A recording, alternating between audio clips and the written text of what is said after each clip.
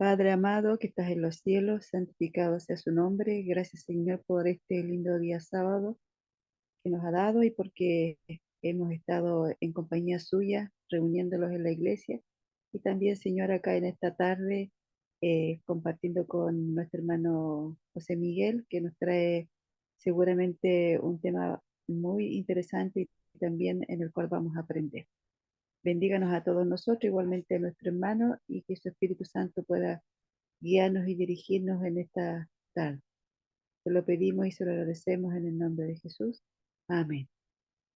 Bien, saludamos otra vez a nuestros hermanos y hermanas que nos acompañan en esta segunda parte de este estudio introductorio a lo que es la teología de la última generación, que de paso cuando uno escucha, para algunos es raro, ¿no? Hay muchos hermanos, y es increíble, a pesar de los ataques a lo que es teología de última generación, que desconocen qué es la teología de la última generación. Y partimos en el primer tema mostrando que la teología de la última generación es prácticamente teología adventista, de pe a pa, de punta a punta. ¿Por qué entonces se ve como aparentemente una herejía? Porque a mí me han tratado de hereje en algunos lugares, en otros, después que yo he mostrado la evidencia, han tenido que silenciarse porque muchas de las críticas a la última generación es desconocimiento puro, incluyendo de varios teólogos. Hay teólogos obviamente que no han revisado bien lo que propone la teología de la última generación y en el fondo tampoco han revisado bien el espíritu profecía, porque la teología de la última generación tiene como fuentes la Biblia, pero también los testimonios. Entonces, cuando uno revisa la Biblia y los testimonios, uno va a encontrar de que varias declaraciones que se dicen herejes están claramente expresadas en los testimonios. Y si uno hace un abordaje minucioso a los textos de la Escritura, lo que se llama en teología exégesis, pero una exégesis no prejuiciada, no con libros de autores que no son adventistas, entonces uno dice, en realidad, esto no es una herejía, o no es una teología reciente, sino que prácticamente es el adventismo, digamos, tal cual el Señor levantó después del año 1844, o mejor dicho, a partir del año 1844. La exégesis tiene que ver justamente con un estudio de los textos originales. Acá nos preguntaba nuestra hermana Claudia. Tiene que ver justamente con eso. Cuando se exégesis, bueno, ciertos teólogos se dedican justamente a través de un estudio minucioso del hebreo y del griego, el hebreo del Antiguo Testamento y el griego del Nuevo Testamento, poder extraer justamente lo que quiso decir el texto y no lo que uno supuestamente dice el texto, que son dos cosas. Normalmente las visiones que se tienen sobre ciertas declaraciones de la Escritura, a pesar de algunos decir que hacen exégesis, o sea, un estudio, un análisis del texto hebreo, del texto griego, en realidad imponen un sentido al texto. O sea, se le quiere decir en este caso, cuando el apóstol Pablo habla del pecado, habla de la ley, se le impone una noción, una idea que es ajeno al pensamiento del apóstol Pablo. Ahora, ¿cómo yo me doy cuenta de eso? Bueno, ahí es donde sirve justamente la idea, no es complicado obviamente la temática, pero ahí es donde sirve justamente y tiene razón de ser el conocimiento de la lengua hebrea y el conocimiento del griego del Nuevo Testamento, que no es el griego de los filósofos. El griego del Nuevo Testamento es el griego popular, si lo queremos decir en otros términos. Es el griego de la calle. En ese idioma fue escrito el Nuevo Testamento, no en el griego de los filósofos, que tiene otro tipo hay diferencias, por decirlo de alguna manera. Y lo mismo sucede con el hebreo, ¿no? Del Antiguo Testamento. También tiene las mismas características. Y siempre la Biblia, tanto en el Antiguo como en el Nuevo Testamento, habla en términos concretos. Vamos a ir y vamos a repasar un poco lo que mostramos la semana pasada. Es decir, me permite poder habilitar para la presentación y para poder presentar entonces la...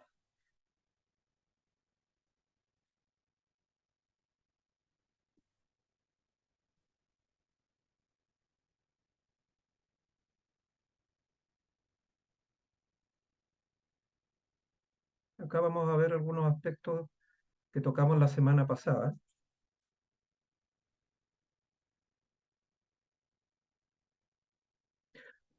Vamos, bueno, el título de hoy era obviamente volviendo a la penúltima generación, pero antes de ese va a ser un tercer tema. Vamos a colocar un tema intermedio que nos permita justamente tomar el primer tema introductorio y que nos sirva de puente para entender justamente ese regreso a la penúltima generación. Ahora, hablamos de la última generación, pero saben ustedes que existe la penúltima generación y que es la teología actual. Lo vamos a fundamentar a medida que vayamos avanzando los temas. Algo enunciamos en la reunión anterior. Antes de la última generación está la penúltima generación. No sé si recuerdan ese punto. Vamos a recordar este gráfico y el suceso que ocurre en el cielo, el paso del lugar santo al lugar santísimo de Cristo como sacerdote, a sumo sacerdote, implica también acá en la tierra un cambio de época, un cambio también en cierta manera de nuevas obligaciones para el pueblo de Dios y una ampliación de la verdad con respecto a la generación anterior. Por eso es importante hablar, y ustedes pueden ver acá, ¿no? Hay una diferencia de aquellos que ignoraron muchas cosas con respecto al pueblo adventista, porque las generaciones anteriores, habíamos mencionado la generación de Sardis. Esto usted lo puede comparar si ha estudiado el tema de las 7 iglesias. Sardis representa justamente a la penúltima generación. Y esa penúltima generación involucra justamente todo el movimiento de la Reforma, a Lutero, Calvino, los sucesores, el protestantismo radical y Wesley con las ideas de Arminio. Arminio perteneció en realidad a la época de Calvino, pero lo colocamos con Wesley porque compartían o comparten puntos comunes. Todo eso pertenece justamente a la teología de la penúltima generación. Esta penúltima generación no guardaba el sábado, por lo tanto no hacía énfasis en esos temas. Era una generación del día domingo. Creían y creen, porque obviamente esta generación sigue presente, pero para el pueblo adventista es la penúltima generación, o debiera serlo. Creen en la inmortalidad del alma, estudiamos un folleto, así que debemos recordar ese tema, ¿no? Donde se habló pues, justamente la generación de la penúltima época, ¿no? O la penúltima generación, el protestantismo, la parte evangélica, cree justamente en estos temas, ¿no? No cree en el sábado, domingo, inmortalidad del alma, el pecado por naturaleza, el pecado original. Hay algunos que creen en la gracia previniente, pues más adelante podemos entrar a detallar esos conceptos, o sea, que uno recibe gracia sin haberse arrepentido. O sea, hay una gracia universal. Eso es gracia previniente, lo creen los wesleyanos, que es la última etapa, podríamos decir, el último eslabón de la penúltima generación. Y muchos adventistas actualmente creen de que nosotros como adventistas le debemos todo a Wesley, prácticamente incluyendo a Ellen White. Pero no nos olvidemos, eso es penúltima generación. Este grupo va a ser evaluado de acuerdo a la luz que recibió. No sé si se acuerdan los textos del Espíritu Profecía, no a la luz de lo que nosotros conocemos.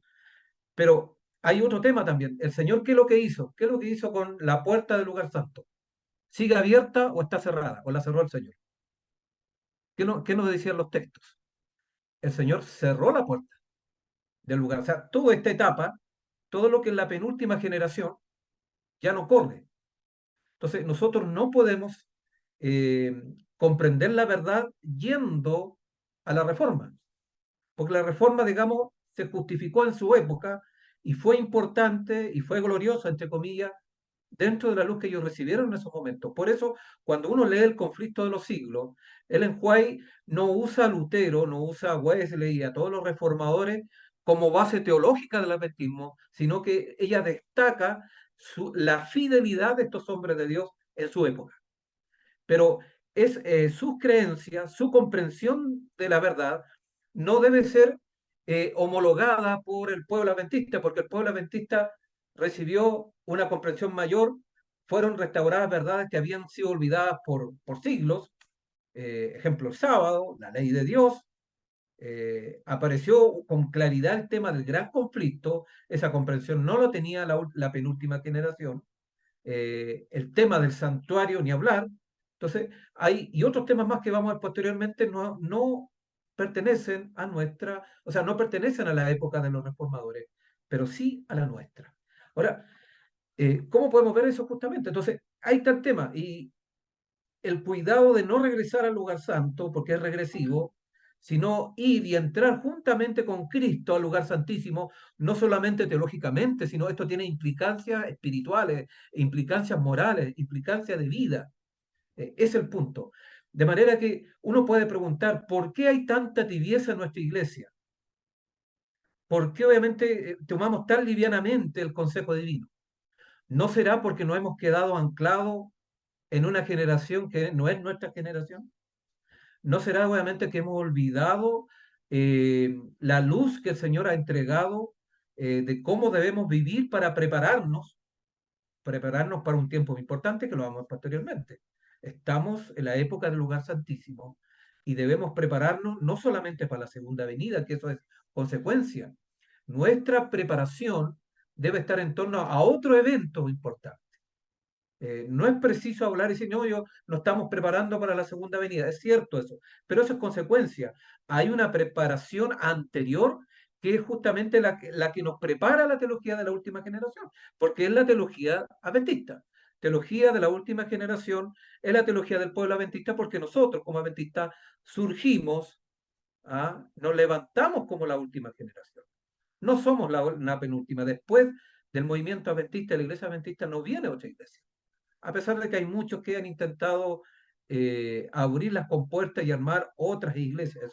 Eso no está autorizado, no tenemos consejo divino, el Espíritu Santo no ha revelado que después, y bíblicamente tampoco, después, digamos, del levantamiento de 1844, Dios haya de levantar a otro pueblo. Que vaya a purificar el pueblo adventista en el tiempo final, en el momento de lo que tiene que ver con los tiempos finales es otra cosa, ¿no? Va a venir ese momento. Entonces, es momento de poder recordar justamente algunos temas respecto con el tema de la puerta abierta y cerrada. Dice, luego se me mostró que los mandamientos de Dios y el testimonio de Jesucristo acerca de la puerta cerrada no puede separarse. Interesante, ¿no sé? Que el testimonio de Jesucristo acerca de la puerta cerrada no puede separarse y que el tiempo en que los mandamientos de Dios habían de resplandecer en toda su importancia y cuando el pueblo de Dios había de ser probado acerca de la verdad del sábado, era cuando se abriese la puerta del lugar santísimo, del santuario celestial donde está el arca que contiene los 10 mandamientos. Si alguien podría preguntar, ¿qué es la teología de la última generación? Es la teología de los mandamientos de Dios para la última generación.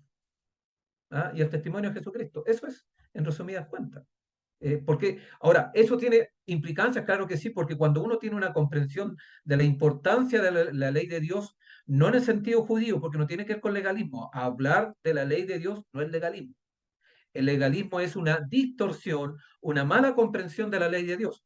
Así como la comprensión, digamos, evangélica de que la ley, digamos, no tiene importancia y que no estamos bajo la ley, sino bajo la gracia.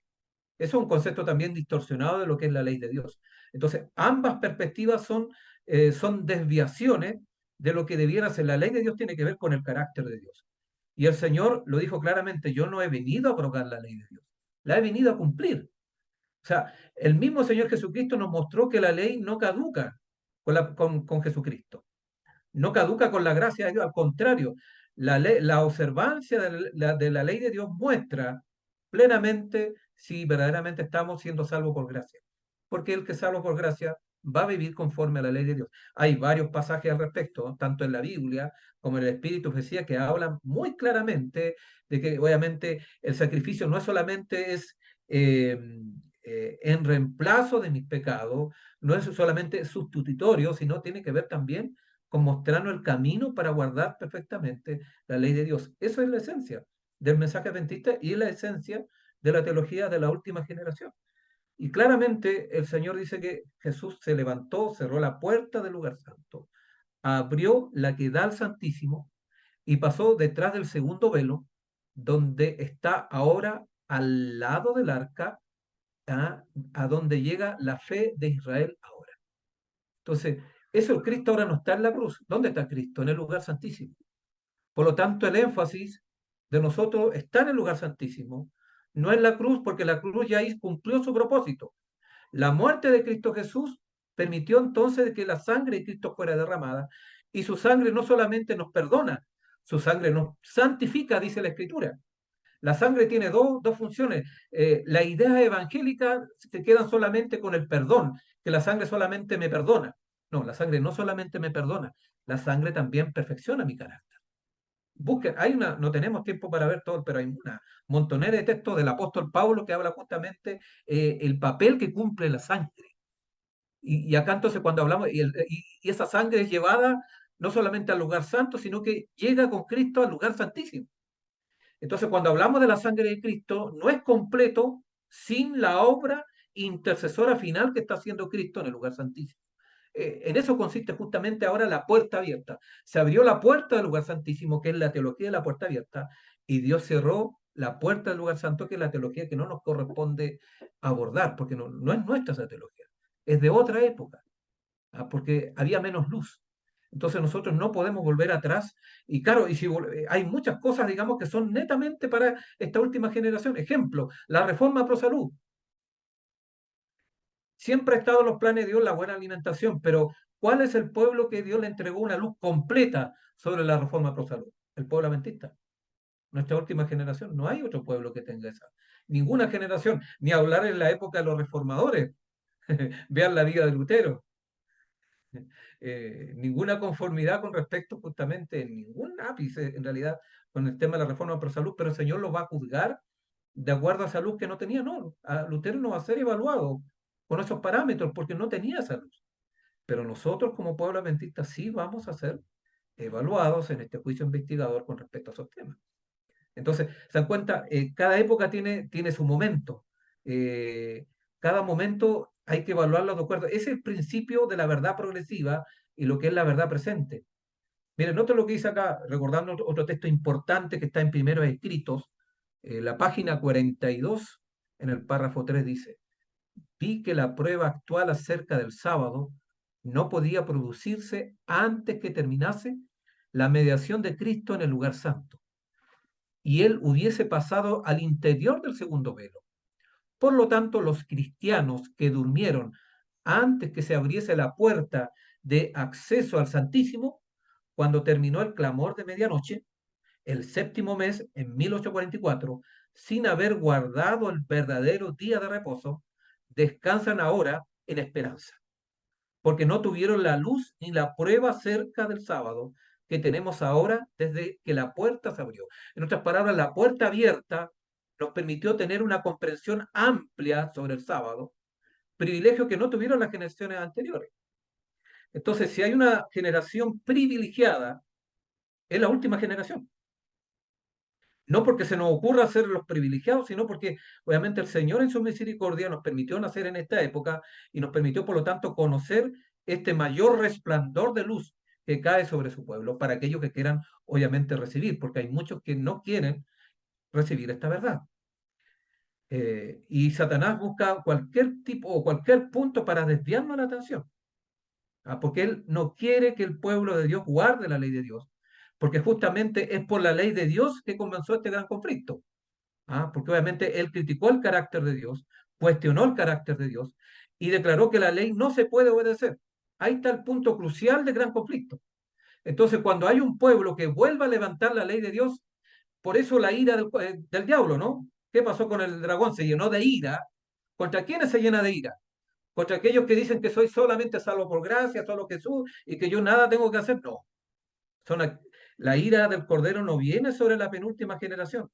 La ira del Cordero está en la última generación. Apocalipsis capítulo 12, versículo 17. Apocalipsis 14, versículo 12. Los que guardan los mandamientos de Dios y tienen la fe de Jesús, o el testimonio de Jesús en el 17 y la fe de Jesús en el versículo 12. De paso, el testimonio de Jesús, de Jesucristo, es el espíritu de profecía. Es el don profético. No es casualidad entonces que también al mismo tiempo el Señor en esta última generación haya levantado el don profético, haya levantado los testimonios de su espíritu. Y ahí el rol que juega justamente el espíritu de profecía o los testimonios. Realmente los testimonios no son, no se habla mucho de testimonios, se habla de la Huay. Hay algunos que dicen la Huay, la hermana Huay, la pluma inspirada, pero en realidad el término que más usa cuando hay que hablar más categóricamente del Espíritu de Profecía son los testimonios. ¿Y testimonio de quién? Del Espíritu Santo. De manera que aquel que critica, y hay muchos teólogos actuales que lamentablemente eh, obviamente desestiman el consejo, le han bajado la categoría al Espíritu de Profecía y dicen, no, tiene un valor homilético, o sea, es solo para la predicación. No tiene un valor teológico, porque obviamente Ellen White no fue teóloga, no hizo exégesis aparentemente de los textos, aunque ella no necesitó hacer exégesis, porque como era guiada por el Espíritu Santo, su comprensión de los textos bíblicos fue certera, más que cualquier teólogo, porque ningún teólogo es inspirado por el Espíritu Santo, no hay ningún teólogo que sea profeta. Entonces nosotros no podemos colocar a los teólogos, pastores, líderes por sobre el enjuague, porque obviamente ella fue profetisa. Ella recibió el don profético. Y los escritos que tenemos acá están por sobre cualquier declaración, bueno, de hecho, el diablo se ha encargado de llenarnos de cualquier teoría dentro de la iglesia adventista. Bueno, hay muchas ideas que no tienen un asidero de la escritura y menos los testimonios. Ah, eh, a la ley y al testimonio, si no dejaren conforme a eso, es porque no le ha amanecido. Ahí está el criterio justamente, ¿no? A la ley, al testimonio, es el criterio, y no, digamos, a los antojos intelectuales o teóricos que uno pueda tener al respecto. Otra advertencia más, y eso está presente, y eso lo vamos a ver en el tercer tema, ahí nos vamos a andar de cuáles son los enemigos de la verdad presente. Dice, los enemigos de la verdad presente han estado tratando de abrir la puerta del lugar santo que Jesús cerró y de cerrar la puerta del lugar santísimo que él abrió en el año 1844. La teología de la última generación ha estado desde siempre intentando ser cerrada por diversas personas a través de la época, y podemos hacer un rastreo histórico de cómo, digamos, el enemigo ya desde los mismos comienzos de la misma época de nuestros pioneros hubo ciertas crisis que intentaron justamente cerrar la puerta del lugar santísimo. En el año 1888 se generó eso, no solamente con el tema de la justificación por la fe, que tiene que ver justamente con el lugar santísimo. Está relacionado el lugar santísimo a la última generación y la verdadera comprensión de la justificación por la fe tiene que ver justamente con estos temas del santuario, sin duda. Después, obviamente, hubo otro grupo que comenzó a hablar de la carne santa, el panenteísmo de Kellogg, el ataque al santuario de Balanger, y ahí tenemos justamente todas esas crisis que se generaron de aquellos que fueron enemigos de la verdad presente. Menciono por lo menos 4 dentro de la época de los pioneros, ¿no? Y la época en que estaba viva el Lenguay. A lo menos 4 crisis o 4 atentados o revueltas adventistas dentro del mismo adventista, ¿no? Que intentaron atacar justamente a la verdad presente. Pero en ese momento estaba viva el enjuague, entonces fue más difícil de tener éxito. Pero después de que murió el enjuague, ya la cosa fue distinta para el adventista. Y después de la muerte del enjuague, progresivamente comenzó a desdibujarse la teología de la última generación. Y volvieron obviamente a abrir la puerta del lugar santo, y no solamente fueron a Wesley, no solamente a Arminio, sino que llegaron a Lutero, y algunos más allá llegaron hasta Agustín, con ideas y con teologías que todavía están presentes. Ejemplo, el tema del pecado original, de que somos pecadores, no lo vamos a abordar ahora, pero que somos pecadores por naturaleza, el que lo articuló fue Agustín. Estamos hablando de la época inclusive antepenúltima, ni siquiera la penúltima generación, antepenúltima generación. En la época ya de los padres de la iglesia, particularmente Agustín, porque hubo otros padres de la iglesia antes de él que no sostenían la idea de Agustín, pero Agustín obviamente acuñó y estructuró el concepto del pecado original, que somos pecadores por naturaleza y que siempre vamos a pecar, y de ahí que dentro del adventismo se hable de que vamos a seguir pecando hasta cuando Cristo venga. Eso no es una idea del lugar santísimo, es una teología que viene del lugar santo atrás. Es otra época. Eso, digamos, para hablar justamente. Entonces, los enemigos de la verdad presente, qué es lo que hicieron? Reinstalar esas verdades que estaban en el lugar santo. Y lo han hecho.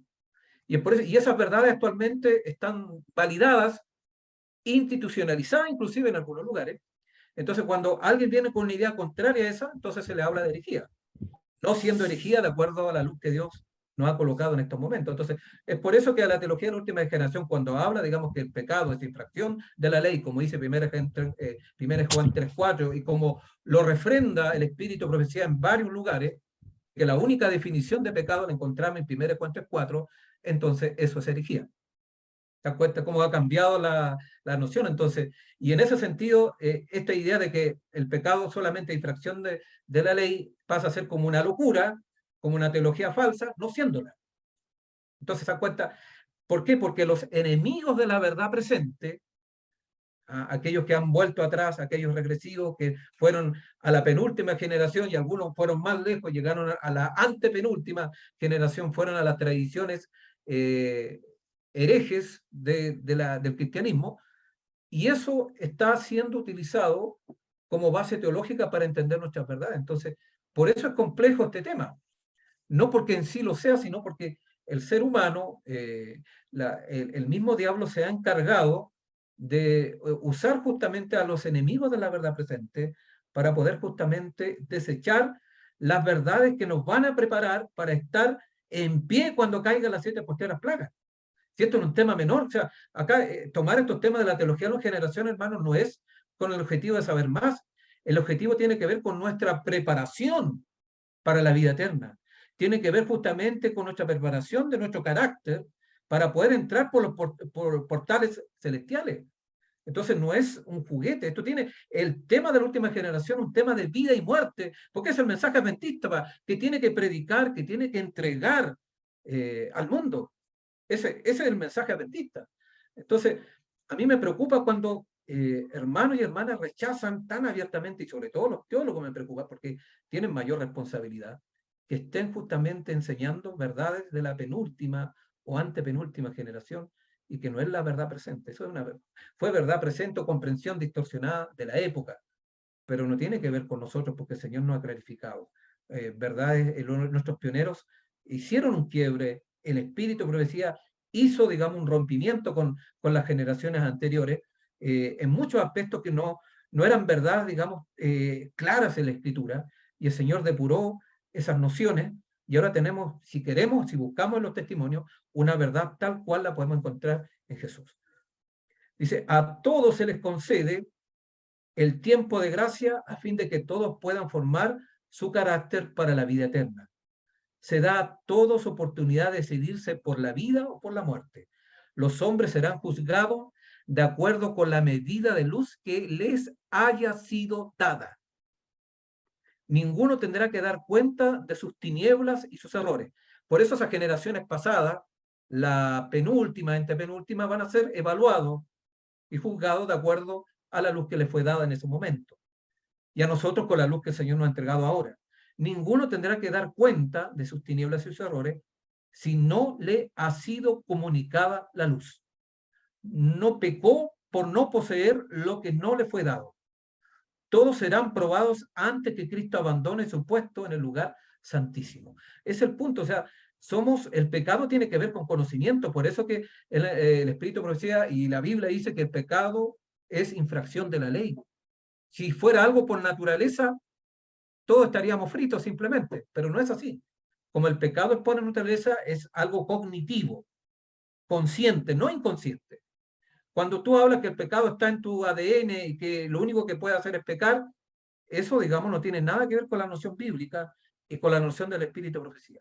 Porque el pecado tiene que ver con discernimiento, con conocimiento moral, y tiene que ver con tu carácter, no con tu cuerpo, con lo que tú haces, con lo que tú decides. Eso lo vamos a abordar ya en otros temas adicionales, pero acá estamos adelantando justamente de que esas verdades del lugar santo, o que estaban en la época del lugar santo, en la época, digamos, de los reformadores, siguen vigentes y no tienen por qué estar porque no es la verdad que nos corresponde. Y además es una comprensión errada sobre el pecado, no es bíblica y no está, digamos, anclada en los testimonios.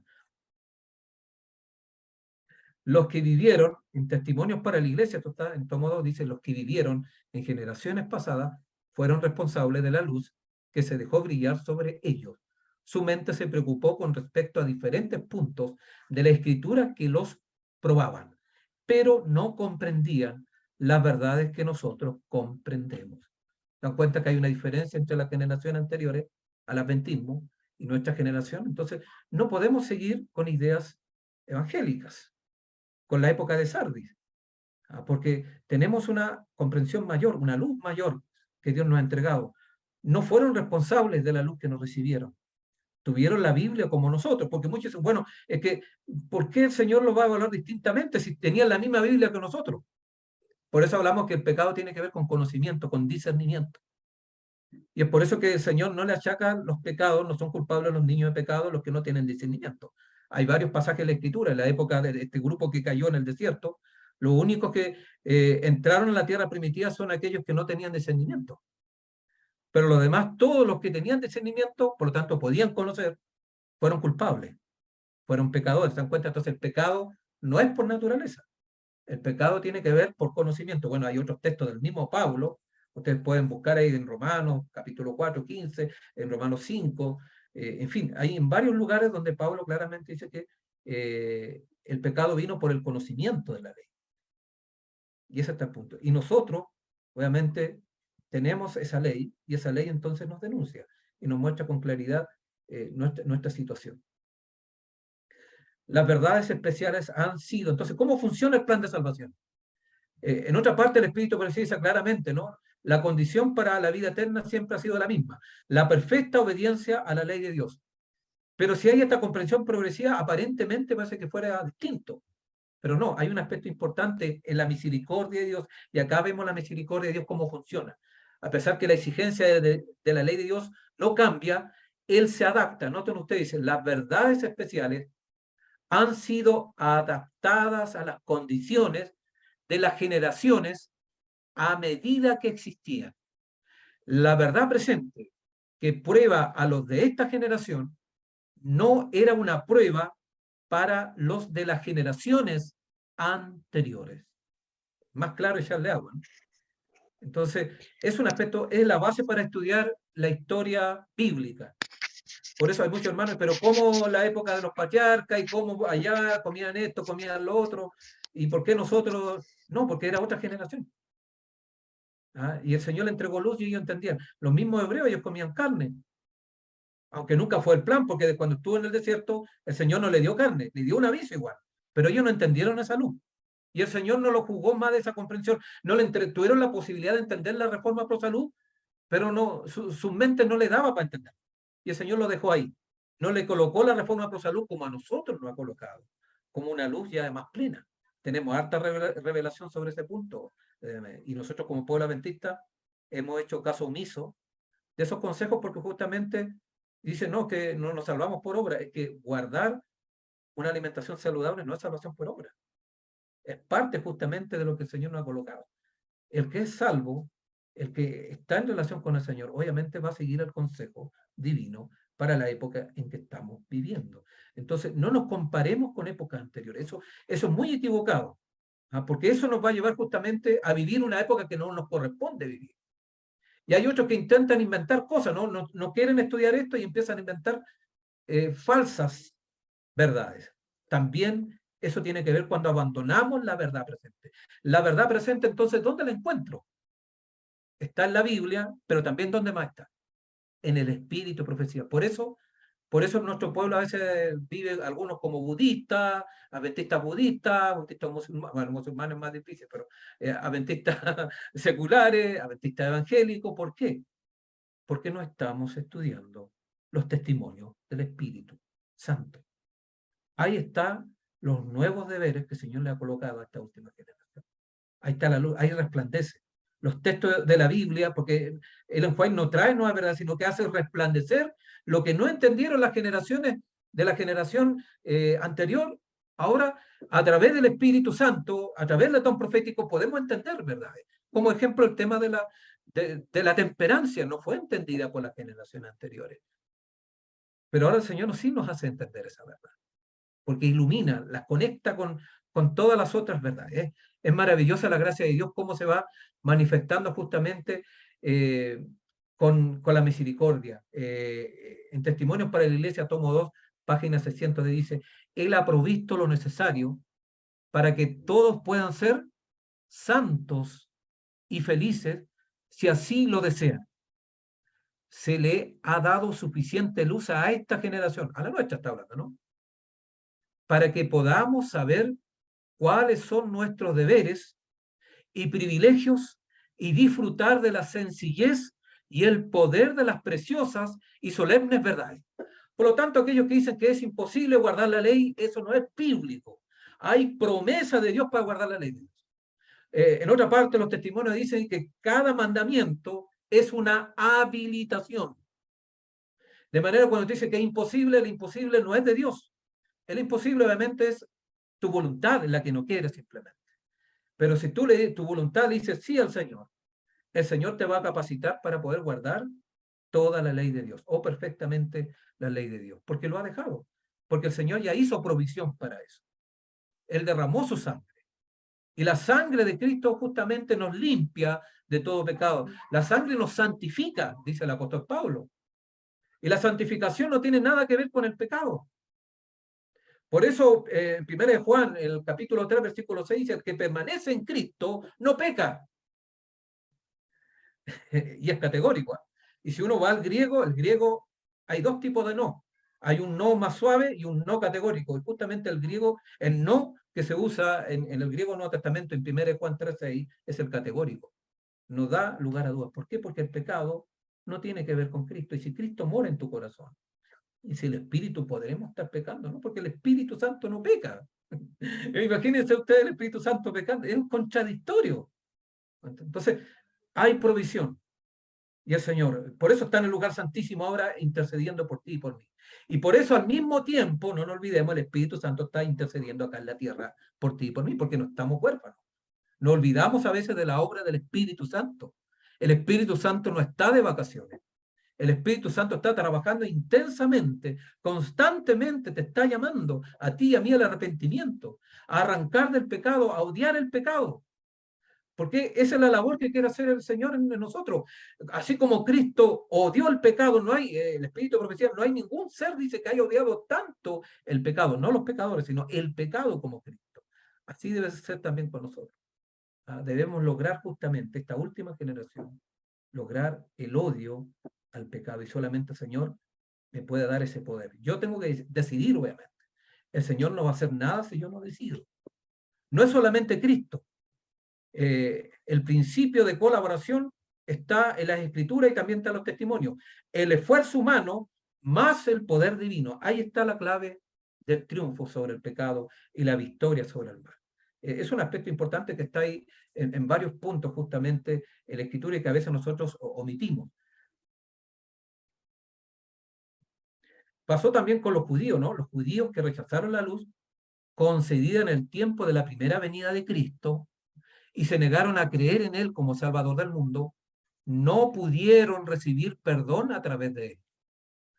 Cuando la ascensión de Jesús entró por su sangre en el santuario celestial, que dice acá, para derramar sobre sus discípulos las bendiciones de su mediación, dice, los judíos fueron dejados en total oscuridad y siguieron con sus sacrificios y ofrendas inútiles.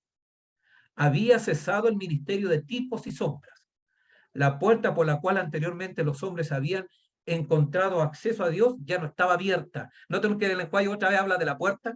También en la época de Cristo se cerró la puerta para los judíos y se abrió otra. Se cerró la puerta de los sacrificios, la dispensación judía, y el Señor abrió la puerta al lugar santo. ¿Se dan cuenta cómo va el Señor trabajando con las puertas, ¿no? Cerrando una y abriendo otra. Pero los judíos pensaban de que las cosas seguían normales. Así como muchos cristianos actualmente no tienen idea de que el Señor hizo un cambio en el año 1844. Y que el Señor, por eso nosotros como pueblo adventista tenemos un rol muy importante que cumplir en esta tierra. Tenemos que mostrar a la gente que el Señor ha cerrado una puerta y ha abierto otra puerta. Y que es justamente la última advertencia al mundo. Entonces, el mensaje adventista no es solamente un mensaje de cariñoso, simplemente amable, de buenos ciudadanos, no es un mensaje social solamente. ¿Implica algo social? Sí, pero el punto central tiene que ver justamente con alertar al mundo. Los judíos no se dieron cuenta en su época. Los judíos se habían negado a buscar de la única manera en que podían ser encontrados entonces, a través del sacerdocio en el santuario celestial. Por consiguiente, no encontraron comunión con Dios. La puerta estaba cerrada para ellos. Por eso, mi estimado hermano, cuando nosotros vamos en ese intento de abrir la puerta del lugar santo que Jesús cerró y cerramos la puerta del lugar santísimo, ¿qué sucede? Hemos perdido la bendición del cielo. Es duro esto, pero no es mentira. Está atestiguado. Por eso estoy leyendo texto acá. No es que se me haya ocurrido a mí esto. Esto es una verdad que viene de mucho tiempo atrás. Es muy antiguo esto. Es la verdad que el Señor ha revelado para este pueblo. Por eso estamos jugando con nuestra salvación cuando nosotros empezamos a criticar estas verdades que se dicen despeyorativamente a estas verdades perfeccionistas, legalistas. No tiene nada que ver con legalismo, nada que ver con perfeccionismo. Es una falsa con el perfeccionismo, tiene que ver con otros temas, que lo vamos a ver posteriormente. Esto no es perfeccionismo. Esto tiene que ver justamente con la perfección del carácter a través de la gracia de Cristo. No hay mérito humano porque es la sangre de Cristo. No es tu sangre ni la mía. Así que no hay mérito acá. Cuando hablamos en ninguna parte estamos hablando que es por mis méritos, por mis capacidades.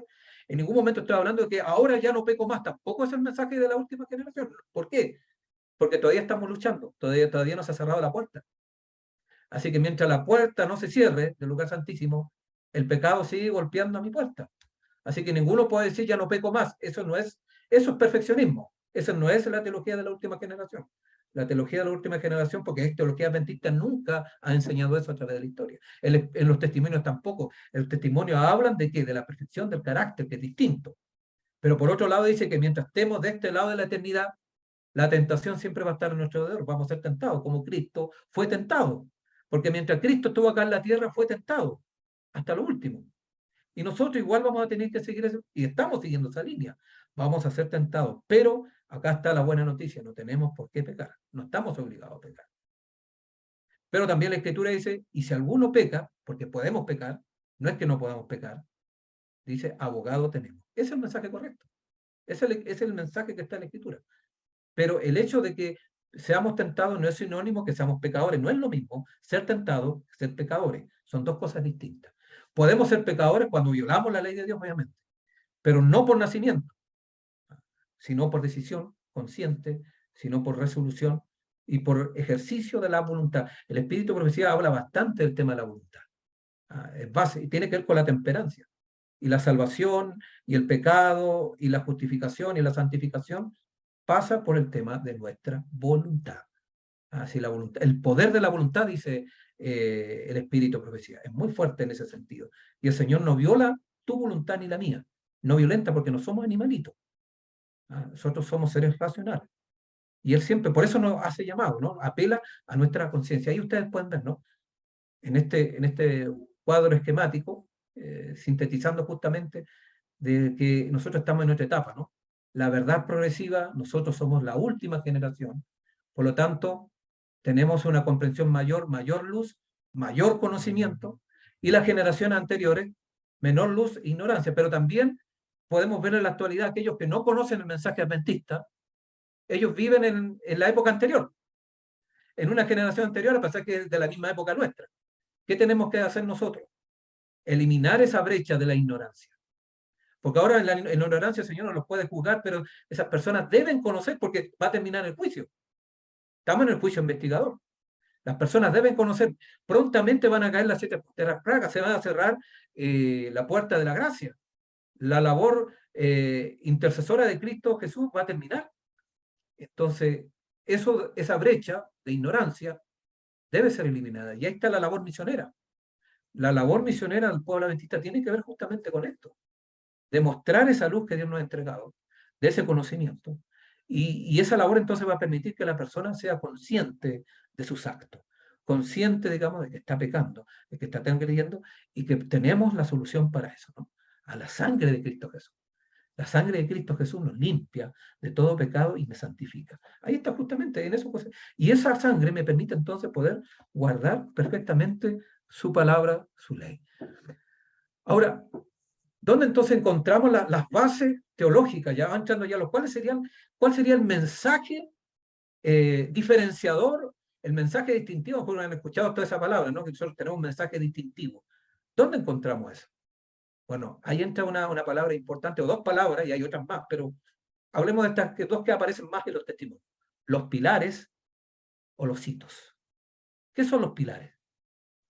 El rol que cumplen los pilares. De paso, es muy poco común escuchar el tema de los pilares en una predicación. No se ve porque no están en los libros. No sé si usted conoce algún libro que hable de los pilares.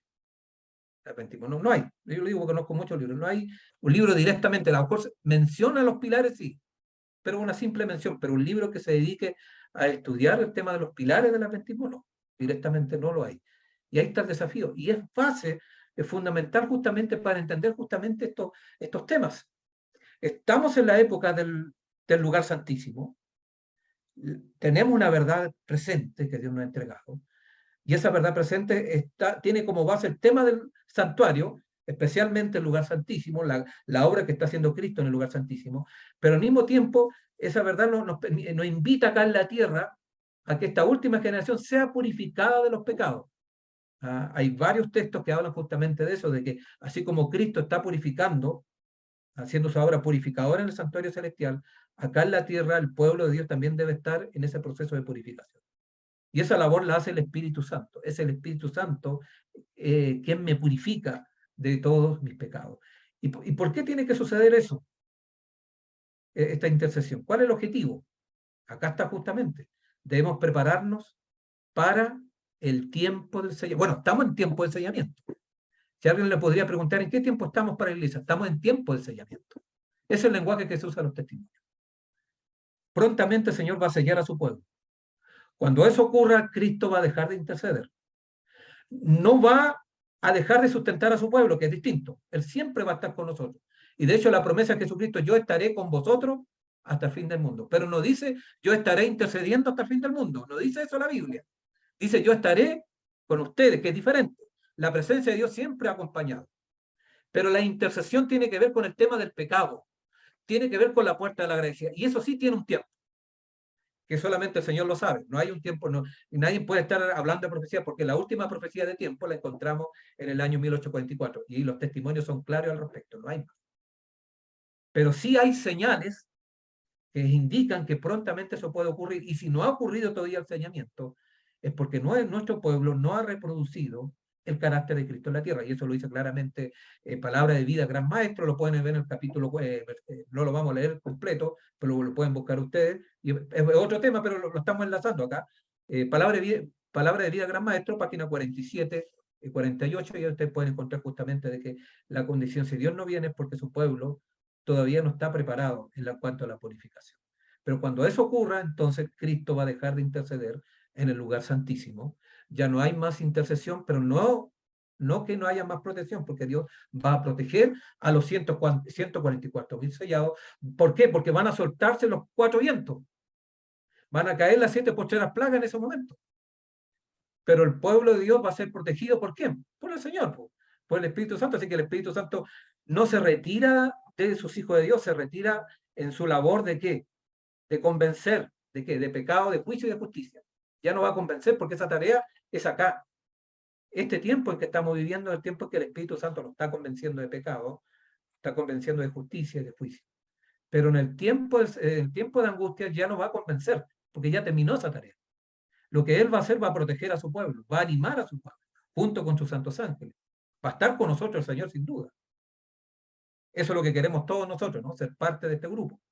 Por eso estamos hablando, digamos, con fe en ese sentido. Y ahí el Señor va a tener que quitar, consumir toda la terrenalidad. En el conflicto de los siglos se traduce por mundanalidad, pero no es mundanalidad. Si uno va, digamos, el texto en inglés, tiene que ver con terrenalidad, o sea, el apego, el mismo contexto lo dice.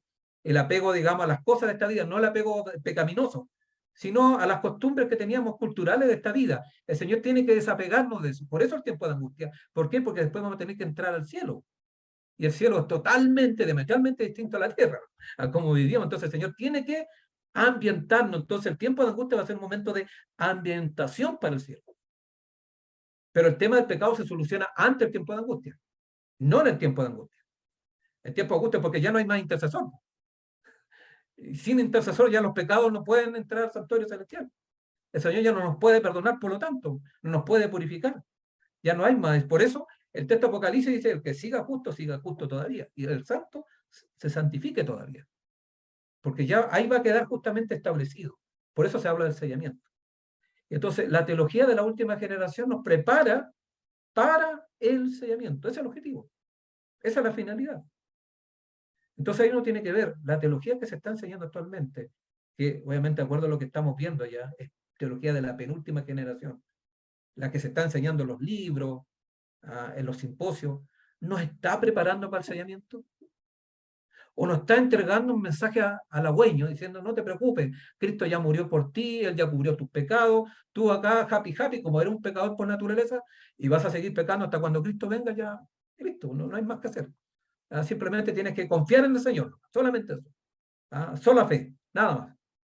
Ese no es el mensaje de preparación, hermano. Ninguno que sostenga eso va a estar preparado cuando el Señor termine su obra intercesora en el santuario celestial. Y en ese momento dice, si usted va al capítulo Conflicto de los Siglos que habla del tiempo de angustia, dice en ese momento, muchos que se mofaron de esto, se van a dar cuenta y van a clamar al Señor por perdón, pero ya va a ser demasiado tarde, porque el Señor ya cerró la puerta. Y la gente mundana se va a reír de esos adventistas, de aquellos que conocieron la verdad y que se mofaron, porque obviamente se van a reír, porque van a clamar al Señor, pero nada más va a pasar. Bueno, se dan cuenta, eso tiene que ver con ese punto. Ahora, esos pilares, lo vamos a mostrar acá. ¿Cuáles son esos pilares? Acá podemos ver acá algunos adelantos. Dice, nuestra fe, con referencia al mensaje del primero, el segundo y el tercer ángel, eran correctas. Los grandes hitos por los cuales hemos pasado son inconmovibles. Aun cuando las huestes del infierno intenten derribarlos de sus fundamentos y triunfar en el pensamiento que han tenido éxito, no alcanzarán su objetivo. Estos pilares de verdad permanecen tan incólumes como las montañas eternas, sin ser conmovidos por todos los esfuerzos de los hombres combinados con lo de Satanás y su hueste. Estos pilares, a pesar de que han sido cambiados, y lo vamos a ver en el tercer tema, de qué manera está cambiado, porque hay un cambio, dice, no ha desaparecido porque el Señor lo instaló. Así como los hombres han intentado cerrar la puerta del lugar santísimo, dice, el Señor abrió la puerta y nadie la puede cerrar. El hombre cree haberla cerrado, el hombre cree haber cambiado los pilares, pero los pilares siguen, están presentes, están justamente en esa dirección. Ahora, ¿qué nos da la seguridad de los pilares? Y acá está el rol, esto también para un tema que lo vamos a ver ya más especialmente, pero esto enunciando el tema del rol que cumple el espíritu profecía. A medida que se acerca el fin y la obra de dar la última amonestación al mundo se extiende, resulta más importante para los que aceptan la verdad presente tener, dice, una clara comprensión de la naturaleza e influencia de qué? De los testimonios. ¿Cuáles son los testimonios? El espíritu de profecía. Los escritos de Ellen White, si alguien todavía no lo entiende. Eso es, los testimonios. Que en su providencia, dice, Dios vinculó. ¿Con qué está vinculado los testimonios? Vinculó con la obra del mensaje del tercer ángel desde su mismo comienzo. Atacar el espíritu de profecía es atacar el mensaje del tercer ángel porque están vinculados. Uno no puede dañar al uno sin señalar al otro. Entonces, por eso es importante el tema de los testimonios. Y por eso usted ve por qué estamos usando tanto el espíritu de profecía. Porque son las declaraciones del Espíritu Santo para la última generación, para nosotros. Por eso lo estamos usando acá. Por eso no estoy usando mis palabras, estoy usando las palabras inspiradas de Dios. Por eso, evidencia textual, no lo que yo creo, no lo que se dice, sino lo que está escrito. En los tiempos antiguos, dice, Dios habló a los hombres por la boca de los profetas y apóstoles. En estos días les habla por los testimonios, espíritu profecía, escrito en el Juay, de su espíritu. Pero yo prefiero hablar de los testimonios porque tiene más autoridad. Cuando dice lo escrito en el Juay, como que una autora más, un pastor más. No, no, no. Estos son los testimonios de su espíritu. Nunca hubo un tiempo en que Dios instruyera a su pueblo más fervientemente de lo que lo instruye ahora acerca de su voluntad y de la conducta que quiere que siga. Entonces, ¿qué está diciendo acá? Que no hay ningún pueblo que tenga la luz que nosotros tenemos. Bueno, y si ustedes ven, de todos los profetas que se han levantado, ¿quién es el que más ha escrito? El Juan. 50.000 textos, 55.000, así. Aparte, obviamente, hay distribuidos libros y, en fin, no hay ningún autor, no hay ningún profeta en la historia que haya escrito como en el cual. Por lo tanto, los testimonios no es una lucecita, es una luz importante para nosotros. Las amonestaciones y los reproches no son dados a los que yerran entre los adventistas del séptimo día, porque su vida merezca más censura que la de los que profesan ser cristianos en las iglesias nominales, sino porque tienen gran luz y han asumido por su profesión la de pueblo especial y escogido de Dios, teniendo su ley, dice, escrita en su corazón. Noten ustedes que cuál es la finalidad de la última generación. Tener la ley escrita ¿dónde? Es acá, en el corazón, en nuestra mente. Ese es el propósito. Por lo tanto, no tiene que ver cómo lo entendieron los judíos. Los judíos eran guardadores externos de la ley. Por eso el Señor le dijo sepulcro blanqueado, porque nunca la ley estuvo en sus corazones. Eso es legalismo. Pero la perspectiva bíblica de la última generación no es legalista porque tiene que ver con la ley ¿dónde? En el corazón. En tu corazón y en mi corazón. Y esa es obra del Espíritu Santo. Por lo tanto, acá no se exalta al hombre, se exalta el Espíritu, se exalta a Cristo, su sangre, que hace esa labor. Pero no nos olvidemos, el ser humano tiene que colaborar con el Señor. El tiempo transcurrido en el año 1844, y acá vamos a entrar entonces, ¿cuáles son esos pilares en boca de los testimonios? No lo que yo crea acá que son los pilares, sino lo que dicen los testimonios que son los pilares, que es distinto, ¿no? Así que los pilares no es lo que yo creo que son los pilares, es lo que está revelado. Veamos qué nos dice este texto muy, muy interesante. Dice, en el tiempo transcurrido en 1844 fue un periodo de grandes eventos que abrió ante nuestros ojos asombrados la purificación del santuario que se lleva a cabo en el cielo y tuvo una decidida relación con el pueblo de Dios sobre la tierra. Noten ustedes que lo que pasa en el cielo tiene consecuencias en la tierra con el pueblo. Por lo tanto, el santuario no es algo aislado a lo que sucede con la iglesia acá en la tierra. Los mensajes, dice, del primero y el segundo ángel y el tercero, desplegó el estandarte en el cual estaba inscrito. Los mandamientos de Dios, dice, y la fe de Jesús. Uno de los hitos de este mensaje fue el templo de Dios, visto en el cielo por su pueblo amante de la verdad, y el arca que contenía la ley de Dios. La luz del día de reposo del cuarto mandamiento resplandeció con sus fuertes rayos en el camino de los transgresores de la ley divina. La no inmortalidad de los malvados es un hito antiguo. ¿Y qué dice posteriormente? Acá ya mencionó a todos los... ¿Cuántos ven acá? ¿Cuántos pilares? ¿Cuántos hitos? Dice, no puedo recordar nada más que pueda colocarse bajo el título de hitos o pilares antiguos. Estos son los pilares de la mentira. Estas son las bases inamovibles que dicen. Esto no pueden cambiarse. Estas verdades siempre tienen que estar presentes cuando uno estudia los textos bíblicos, cuando uno estudia la verdad. Siempre deben iluminar nuestro estudio y nuestra comprensión. Por eso estos pilares también pueden llamarse principios. Estos son los principios para interpretar la Biblia, para interpretar el mensaje que el Señor nos ha dejado para este tiempo. Y acá lo tenemos desglosado, de acuerdo al texto anterior. La purificación del santuario, o el tema del santuario, el mensaje del primer ángel, el mensaje del segundo ángel, el mensaje del tercer ángel, entre paréntesis, podríamos colocar, el Espíritu de Profecía dice claramente que el mensaje del tercer ángel es el tema de la justificación por la fe. Así que también en el cuarto punto, dentro del mensaje del tercer ángel, está el tema de la justificación por la fe. Entendida como la entiende la Biblia, el Espíritu de Profecía, no como la entendieron los reformadores, que es distinta. Quinto, la ley de Dios, excepto el sábado como cuarto mandamiento, y el séptimo, la no inmortalidad del alma. Los 7 pilares, sí que nosotros desglosamos todo esto, pero también lo podemos resumir en 4 si que juntamos los temas de la ley de Dios y el sábado como uno solo, y los mensajes angelicales como uno solo también. Y ahí podrían ser 4, pero algunos también hablan de los 7 pilares. Y creo que con los 7 nos ayuda a entenderlo un poco más. Estas son las bases doctrinales. Si uno dice, ¿cuál es el mensaje adventista? Acá está sintetizado el mensaje adventista. Este es el mensaje adventista y el mensaje de la última generación. Es lo que enfatiza la última generación. Porque hablamos de la purificación del santuario, con toda su implicancia, el mensaje del primer ángel, el mensaje del segundo, y el mensaje del tercer ángel, que de paso es un mensaje que está olvidado. dentro de la iglesia, a lo sumo el primero, poco el segundo, y ya el tercero, mensaje del tercer ángel, se diluye. Porque el mensaje del tercer ángel habla del tema de la justificación por la fe en el sentido adventista de la última generación, y habla de la ley de Dios, los que guardan los mandamientos de Dios y tienen la fe de Jesús. Entonces, eso ya huele a qué? A teología de última generación, pero está acá en el espíritu de profecía.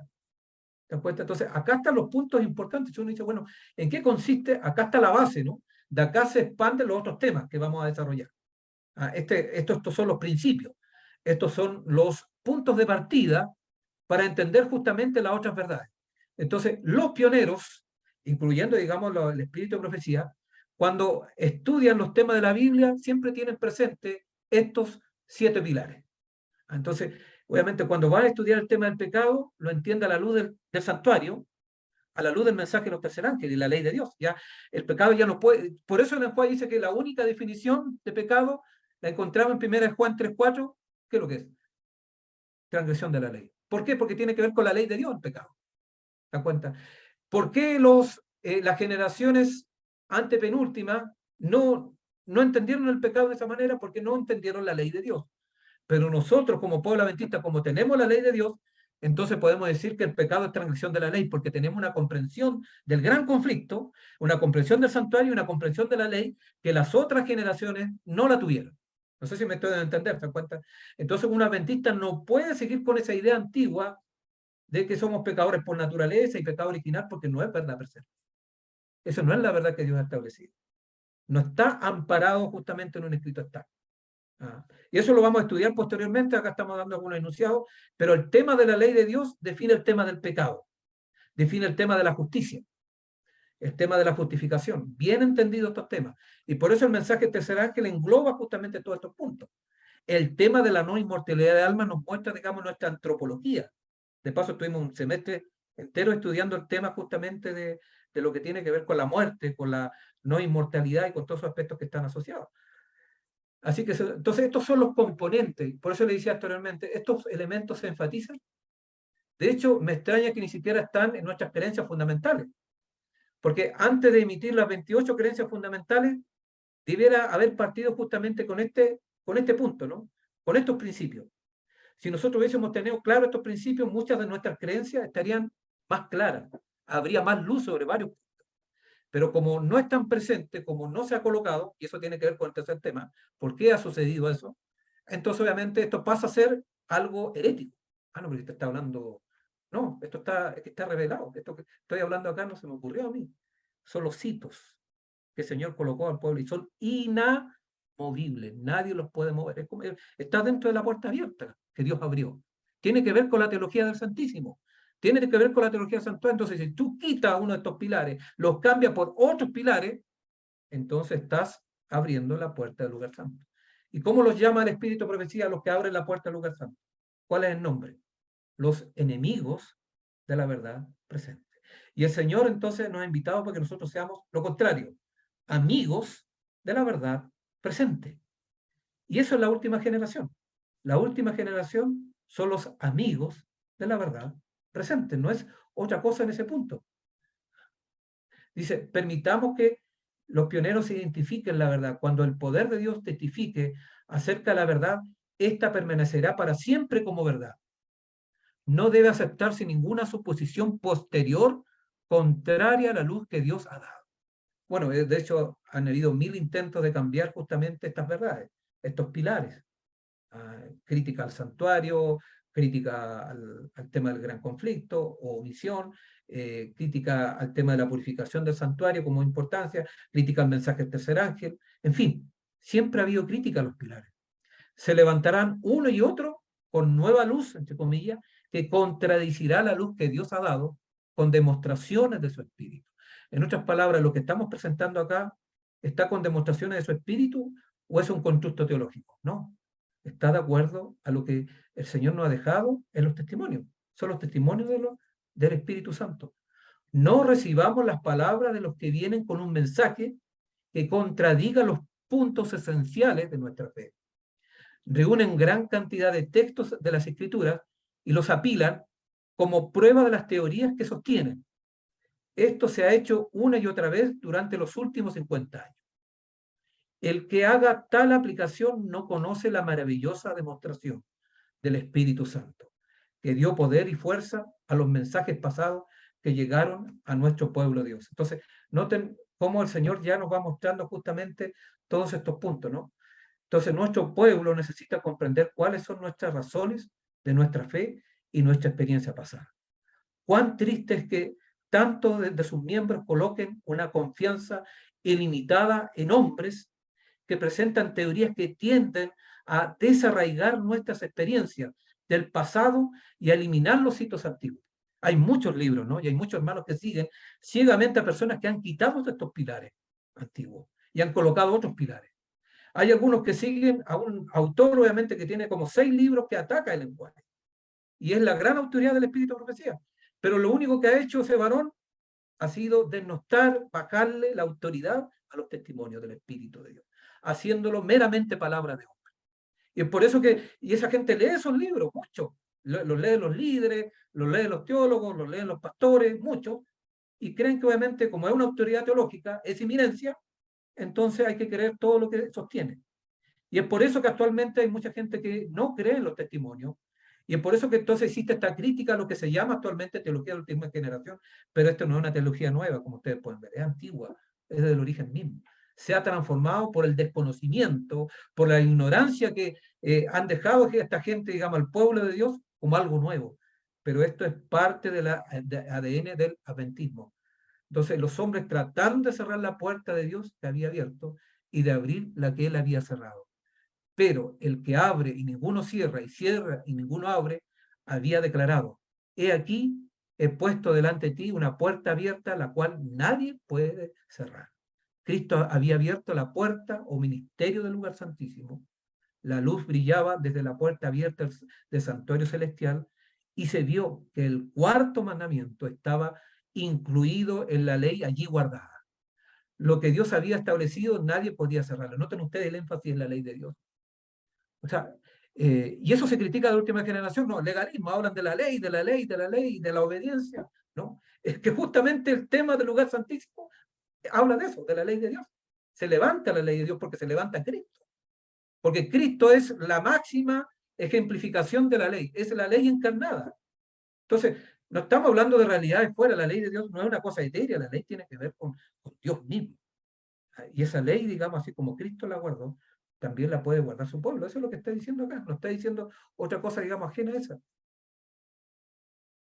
Bueno, esto ya para cerrar nuestra presentación, ¿no? Ahí ustedes pueden ver que ahora en el lugar santísimo, estos son los pilares de nuestra teología. Y estos son los pilares de la teología de la última generación, que es teología adventista, reitero.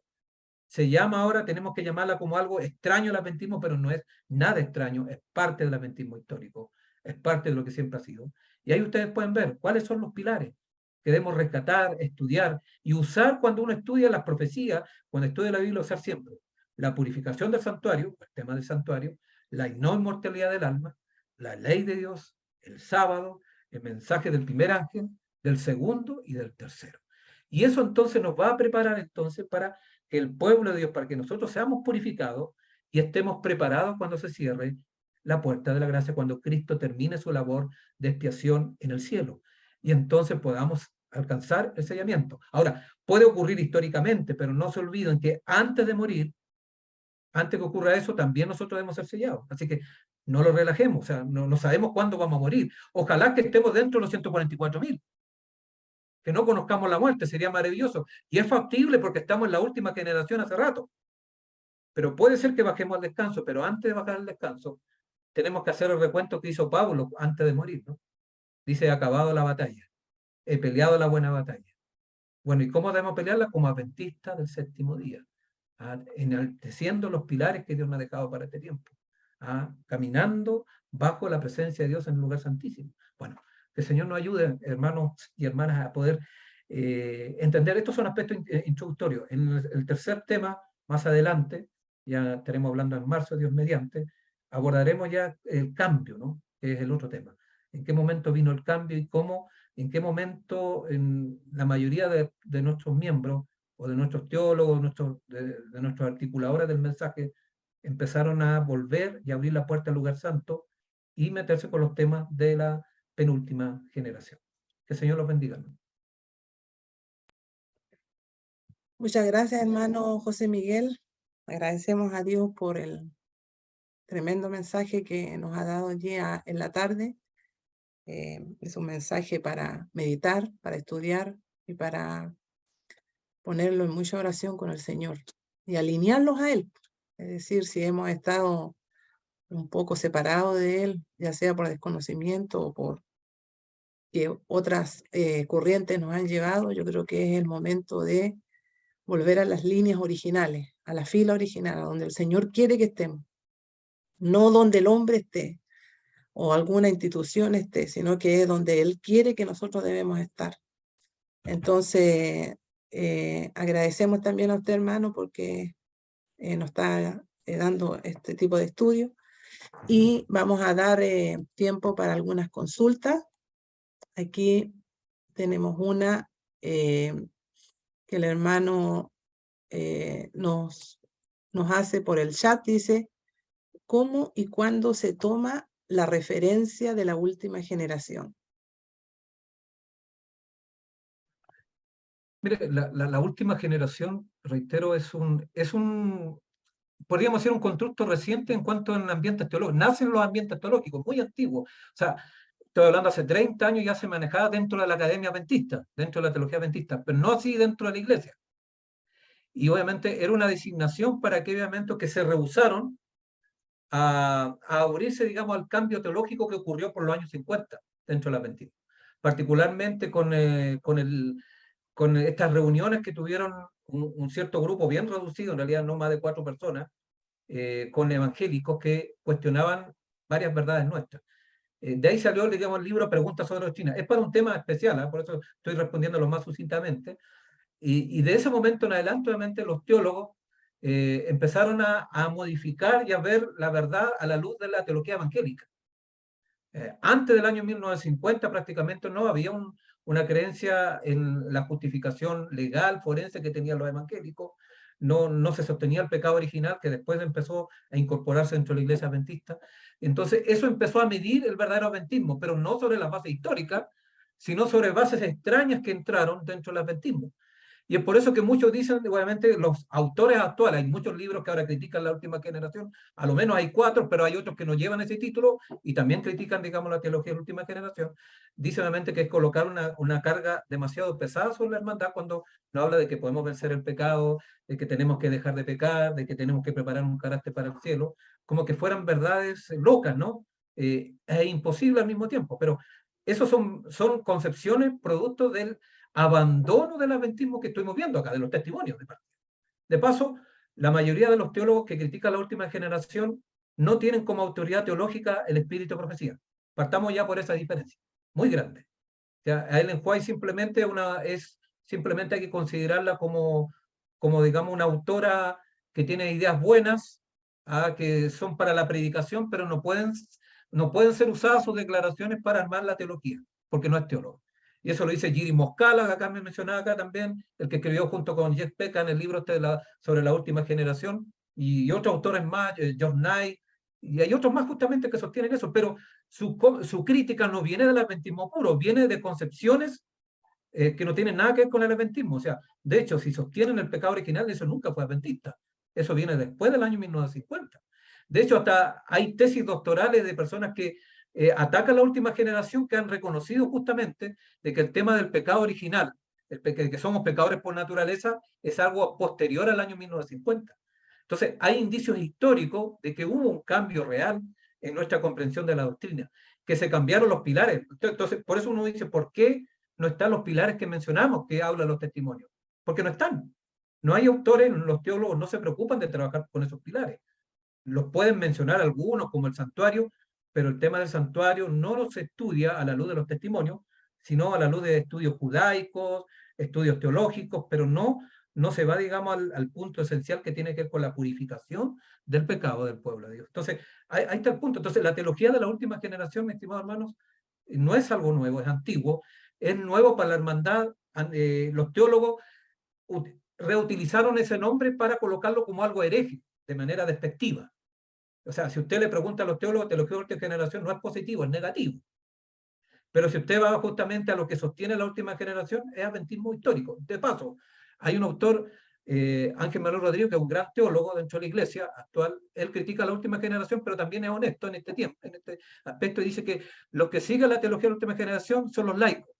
Los que la critican son los teólogos. Para resumir, algo dice eso, ¿no? ¿Por qué? Porque los hermanos son más asiduos del espíritu de profecía, estudian más. Los teólogos no estudian el espíritu de profecía, porque no es fuente teológica. No sé si me están a entender. Entonces los hermanos sí estudian el espíritu de profecía, pero los teólogos prácticamente la usan por ahí para algunas reflexiones intercaladas, pero si usted ve en su libro, ellos no se basan en los testimonios. La teología de la última generación, como siempre lo hicieron los pioneros, siempre tomaron en serio los testimonios de su espíritu. Y eso marca la diferencia. Por eso hablamos justamente que la teología de la última generación no es algo nuevo en cuanto a estos puntos, porque se basa en los pilares de la fe, en los pilares que Ellen White mismo atestiguó cuál era, y no ha cambiado en el santuario, en el tema gran conflicto, en la perfección del carácter, que los testimonios hablan de pe a pa. Busquen los testimonios, perfección del carácter. Y ustedes van a encontrar que en ninguna parte habla en términos negativos sobre ese tema. Vencer el pecado, busquen ustedes en el buscador del Espíritu de Profecía. Van a encontrar que en ninguna parte dice que es imposible. Cristo como modelo, como ejemplo, busquen. Entonces, eso sostiene el espíritu, o sea, la teología de la última generación. Entonces, ¿podrá ser pecado aquello que fue revelado? No.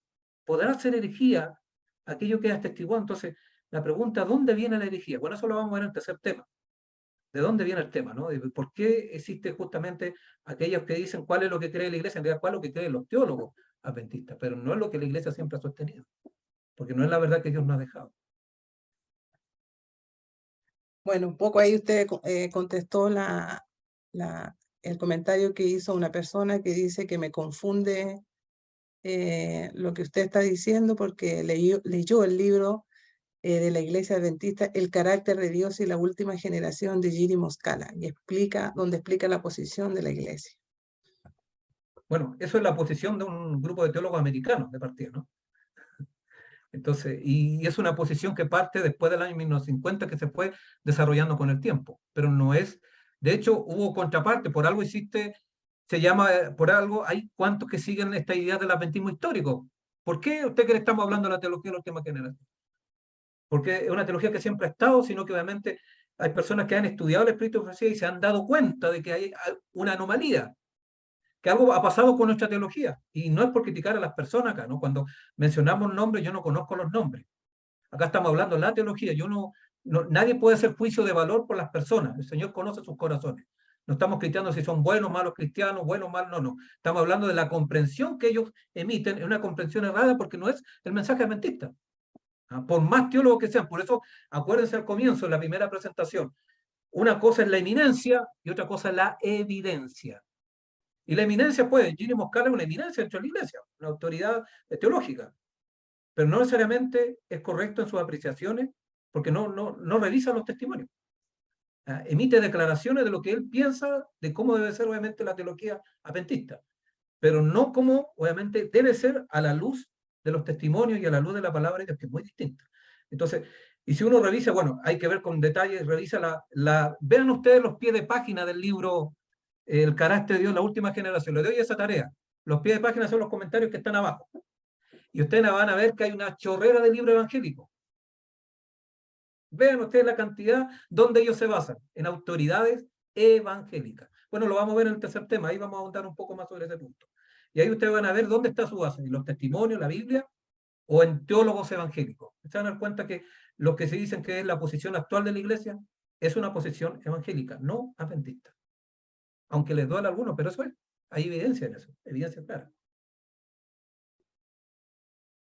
Hermana Lilla.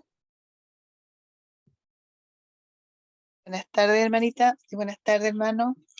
La verdad, las cosas que uno nunca piensa de que somos la última generación. Siempre, como uno ve el Apocalipsis, pensar los hermanos, nosotros estamos en la iglesia, la Odisea, pero nunca uno lo toma desde ese punto. Es como que me impactó realmente lo que descubrí eso ahora, hermano. Muchas gracias.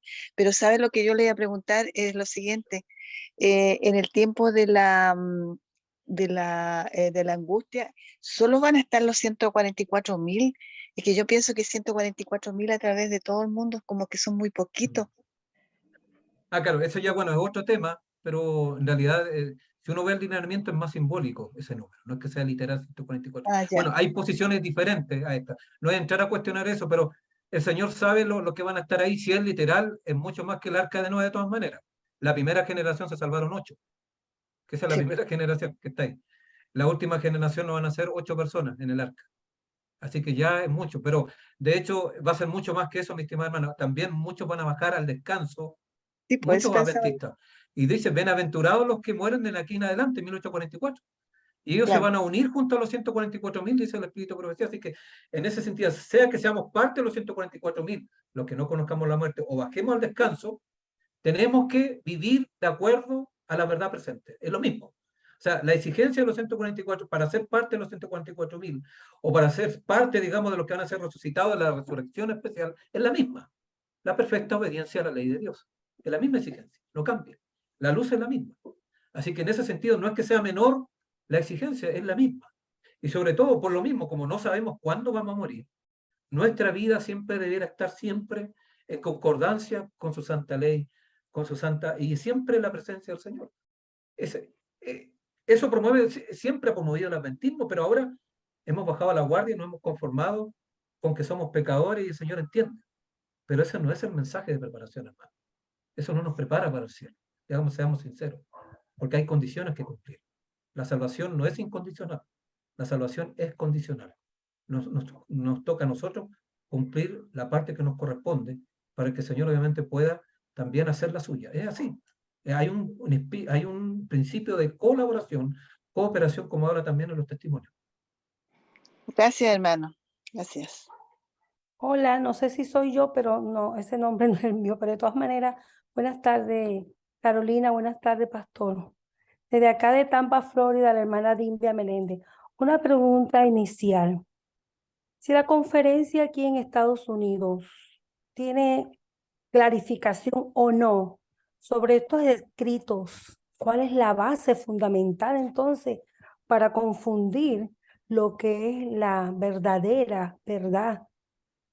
Y por qué no estudia o por qué no sale a la luz lo que realmente debemos de ser guiados por el espíritu de profecía? Bueno, mi estimada hermana, esto viene de mucho tiempo, no es nuevo, estamos hablando prácticamente, ya llevamos como 50, 60 años en que se ha ido regresando a la penura, atrás, ¿no? Porque es un regreso, no, eso no es preparación, pues entonces es regresivo. Entonces se han ido dando pasos en falso a través del tiempo, y bueno, detrás de esto está el diablo, no lo olvidemos, el diablo ha buscado la forma justamente para ir incorporando, bueno, estos temas tienen muchas aristas, pero una de las aristas fue, primero, nuestros pioneros no fueron a la universidad a estudiar doctorado. Si ustedes ven los pioneros, no hay ningún teólogo. No estoy diciendo que sea malo, yo en realidad soy teólogo también, pero gracias a Dios, Dios ha tenido misericordia de mí y me ha ayudado a someterme a los testimonios. Pero cuando uno entra a la academia, en realidad uno mira en menos el espíritu de profecía. Pasa eso. Se siente superior por el griego, el hebreo, por los estudios, por los libros que lee, entonces uno empieza a ver como, ya no como autoridad, en términos prácticos pasa eso. Más encima, si usted encuentra autores que dicen que Ellen White no debe ser usada como autoridad teológica, lo dicen con diversas maneras, algunos directamente lo dicen así, otros de manera un poco más eufemística, pero en el fondo se llega al mismo elemento, a la misma decisión. Entonces, eso ha ido socavando justamente, por un lado. Por otro lado, los teólogos que han ido a hacer su doctorado en seminarios católicos, seminarios protestantes, y han venido con esa idea a nuestra iglesia. De hecho, eso pasó por los años 50. Ya en aquella época habían varios que habían sido doctores o habían recibido sus doctorados en universidades evangélicas. Y las universidades evangélicas pertenecen al lugar santísimo, al lugar santo. Vienen con teología de atrás. Y ellos tomaron justamente y dicen, no, en realidad acá se está enseñando mal el evangelio. Estamos hablando mucho de la ley de Dios, estamos hablando del mensaje de los tercer ángeles, espíritu de profecía. Entonces ahí empezó estos teólogos, en realidad hay que modificar, ¿no? Hacer un ayornamiento al adventismo. ¿Ah? ¿Para qué? Para que la otra iglesia no nos consideren secta. Porque eso es lo que pasa cuando los teólogos empiezan a relacionarse con otros, con sus pares de otras religiones, empiezan a sentirse incómodos cuando le llaman tú perteneces a una secta. Entonces, ¿qué es lo que se hizo? Tratar de homologar el adventismo a las doctrinas de la otra iglesia. Eso pasó en Preguntas sobre Doctrina. En ese libro, producto de una reunión, que lo vamos a ver también como tema, y a lo mejor ustedes lo han estudiado, ese tópico, ese tema, y ahí ustedes van a darse cuenta, obviamente, que hay parte justamente estos aspectos, ¿no? Ahí comenzó justamente a validar, a buscar, digamos, autoridades protestantes, autoridades evangélicas, para enseñarnos el tema de la justificación, el tema de la salvación, el tema del pecado, y esas ideas que enseñaron Wesley, que enseñó Lutero, Calvino, pasaron a ser autoridad dentro de la iglesia, dentro de los teólogos, y pasaron entonces a medir y a hacer evaluación. O sea, el que no cree, como cree Lutero, como cree Calvino, como cree Wesley, el tema del pecado, el tema de la santificación, el tema de la justificación, es errático. Entonces, todos aquellos que no quisieron sumarse, el grupo, entre ellos está André Hansen, ustedes lo han escuchado, ¿no? Que se dice que el padre de la última, pero en realidad no es el originador, es simplemente, era un teólogo y tomó la idea de los pioneros, y él leyó el Espíritu de Profecía y armó la teología a la luz, digamos, de los testimonios. Eso es lo que hizo André Hansen. Entonces él fue allá y él obviamente rechazó esa postura, y de ahí entonces viene la teología, se le llamó, los teólogos empezaron a llamar este rechazo a las ideas evangélicas dentro del adventismo como teología de la última generación. Ahí surge la parte académica. Ese es el otro origen del nombre, del mote que se le colocó, porque es un mote, ¿no? Como un apodo negativo, digamos, aquellos que se resisten justamente a entrar en la nueva era del adventismo. Una era donde supuestamente entendemos mejor la justificación por la fe, porque la estamos entendiendo como la entendieron los evangélicos. Entonces, la medida no es la palabra ni los testimonios, es lo que creen los evangélicos. Eso es lo que se sostiene actualmente. Entonces, ¿sobre qué? Sobre los libros. Por eso lo hablaba anteriormente, el libro anterior. Ese es el carácter de Dios y la última generación. Vayan y háganse el ejercicio. Los que tienen ese libro pueden revisar y vean los pies de página y son autores evangélicos. Hay calvinistas, hay wesleyanos. ¿Qué tienen que ver ellos? Ellos no son autoridad para nosotros, pero para nuestros teólogos sí lo son, aunque no lo digan abiertamente, lo son. Y sobre esa base entonces critica lo que dice el Espíritu de Profecía. No, la hermana White en realidad está errática en lo que dice. Entonces hay que colocarlo no en nivel teológico, sino en un nivel, dicen ellos, homilético. O sea, es como un sermón nomás, algo suavecito, pero no puede ser algo duro, ¿no? En lo que es teología. No es exegético. O sea, no hay un estudio del hebreo y griego. Pero ningún profeta necesitó eso, hacer exégesis. ¿Por qué? Porque el Señor revelaba. Y la revelación está por sobre eso. Bueno, esas son concepciones que obviamente tienen lamentablemente estas personas que han sido deformadas teológicamente por la academia. Entonces no es un tema de la iglesia adventista, es un tema del momento en que la iglesia adventista empezó a depender de la academia. En el momento hay un quiebre, hay un paso en que la teología antes era de la iglesia, y de la iglesia pasó ¿a dónde? A la universidad. Y es en la universidad entonces donde se cambió esta manera de ver el adventismo. No en iglesias, porque nuestros hermanos, yo he visitado muchas iglesias donde los hermanos, sin saber que existe la última generación, son creyentes de la última generación porque leen el Espíritu de Profecía. Aceptan lo mismo. Entonces ustedes ven los hermanos de campo, yo digo iglesia de campo, son hermanos de la última generación porque para ellos lo que tienen a mano, ¿qué es lo que es?